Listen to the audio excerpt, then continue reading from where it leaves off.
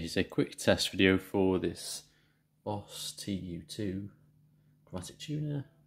It's for sale at the moment. I just want to show that it works.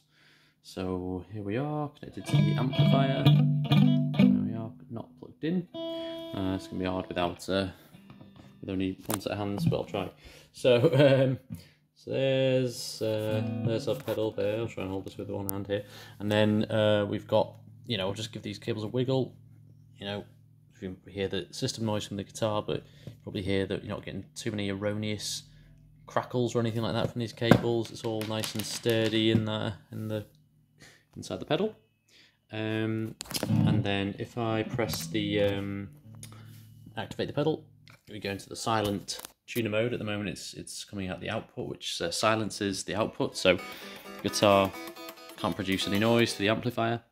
And it's in chromatic mode at the moment, so there's an E, go down the register and you can see it detects very quickly what note it ought to be and how badly out it is. This is my favourite mode. This is the scent mode here, where you're sort of getting just LEDs red on the sharp and flat side to indicate how far out you are. So let's have a look at E there, so a tiny bit sharp. And that's right on the middle. And you'll get the sort of flashing arrows to say which way you need to pull it, as well. That B's pretty sharp. And there you go. So that's that. And then there's the scent mode as well, which sort of works slightly differently. It slows down or halts once it gets to the right position. And it'll sort of, as you tune it in, it'll slowly get towards which way it's meant to be. Oops. Let's see. Saying, turn the other way, turn the other way.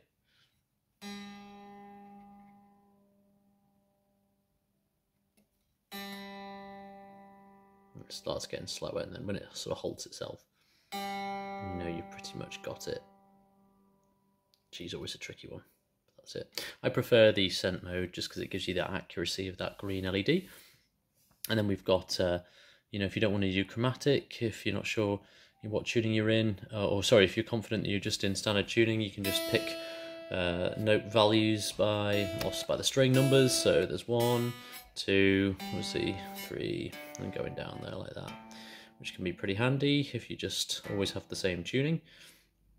And then, you've got another couple of modes there for a semitone, I think a semitone flat and a full tone there. And then the same with the bass mode would be, there you go, string 4 there on the bass would probably detect that. And then obviously same again, you've got the semitone and full tone flat. So that's all working nicely. I'll just demonstrate that. There's a full cut off. Now if I'll just quiet that down for a sec. Now if I just swap the outputs, the other output is the bypass, which does not mute the signal path, so it will always be live. So here we've got the signal there, and even if we go into tuning there, so I'm still doing my notes, it won't actually mute the signal. But as before, we don't have any sort of odd noises or anything like that coming out of it. There, you can just hear it's sort of as it normally sounds, or as you expect it to sound, I should say. And then the port is nice and solid in there as well.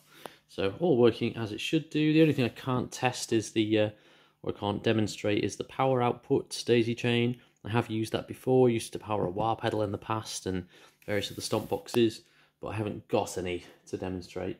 Last time I used it, it worked, and last time I used the power input, it worked too. At the moment, I'm just powering off the battery as well. So that's that. Thanks very much for watching.